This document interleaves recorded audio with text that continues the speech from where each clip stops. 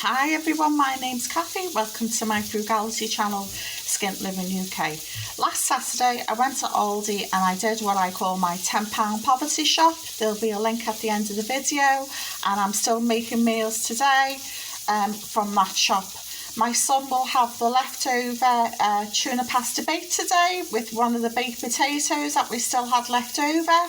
So he'll be having that for tea. It'll be just microwaved as soon as he gets in.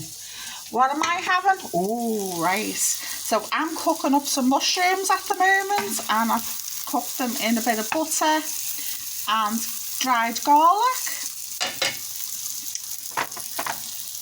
Garlic granules, you could do fresh if you want. And what am I going to be doing? I'm going to do my cheapy version of Shakshuka, which is from the north of Africa. Usually, traditionally, it's cooked with peppers. I'm going to cook it with mushrooms. So these are all lovely and nicely done now. So what am I going to add? I'm going to add a whole tin of chopped tomatoes. This is great for a late breakfast, a brunch, a lunch or a tea. So I've got the tin tomatoes in there now, bubble. And I'm going to add a dash of paprika. Traditionally, it has cumin and coriander for those North African flavours. With paprika, I'm just going to use a little bit of paprika today. You can put in what you think is appropriate or totally leave the spices out. But I just love anything spicy and flavoursome like this. Put a bit more in. You can never have a bit more. There's always more. I've microwaved myself a baked potato so it doesn't go to waste. And I'm also going to put in half a tin of the baked beans that I bought. The other half will go in a bowl in the fridge to use for tomatoes tea.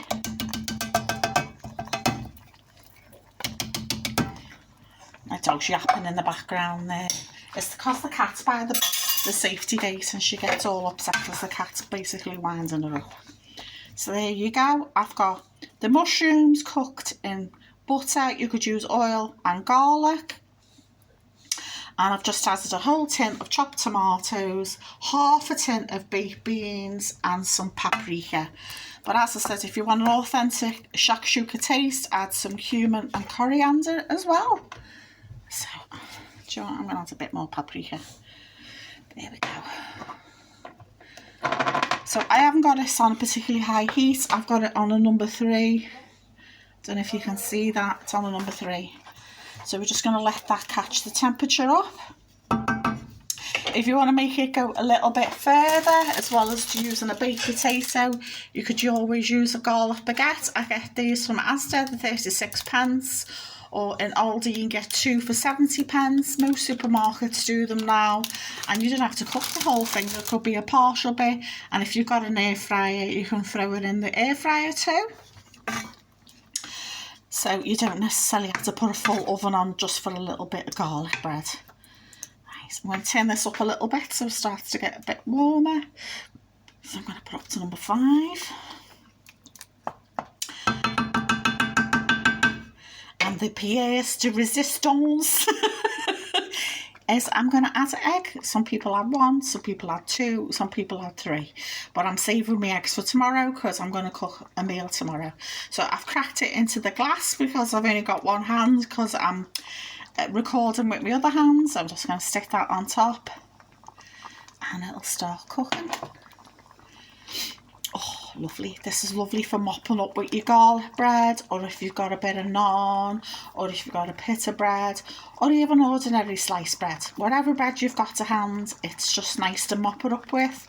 And I've got the baked potato to make it go a little bit further too. So the egg's starting to cook now. So nice simple recipe, easy to do and flavoursome as well.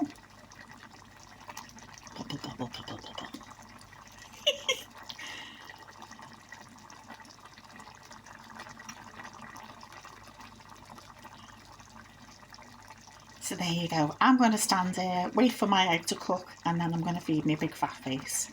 So please like, share and subscribe, and bye for now.